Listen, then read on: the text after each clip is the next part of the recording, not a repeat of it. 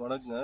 நம்ம மரபு சந்தையில் வாங்கின கொய்யா நிவாஸ்கிட்ட வந்து நல்லா காப்பு வருதுங்க, நல்லா இருக்குது.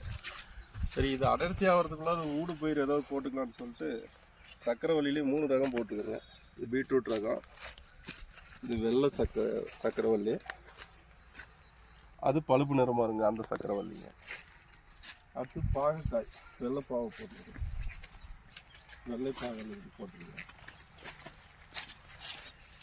வெள்ளை பாவக்காய். அது சொரக்காய்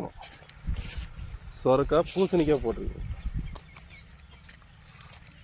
பூசணிக்காய் வெண்ணெய் பூசணி நல்லா ஈல்டு வருதுங்க. ஒரு ஜானுக்கு ஒரு காய் வருது. இந்த பட்டத்தில் வராதுன்னு சொன்னாங்க, நான் நல்லா காய் வருதுங்க. இது ஒரு 5 மாதம் வரைக்கும் இந்த ஊடு பயிர் வச்சுக்கலாம். 5 மாதத்துக்கு அப்புறம் எடுத்துகிட்டு பூரா கட் பண்ணிட்டு வெறும் கொய்யா தோட்டமாக மாற்றி இப்போ வெண்டையும் போட்டுருக்குங்க. பாருங்க நல்லா காப்பு வருது. இது எல்லாமே ஒரு 5 மாதத்துல முடிச்சிடலாங்க. அடுத்து கொய்யா தோட்டமாக மாற்றிட வேண்டியது.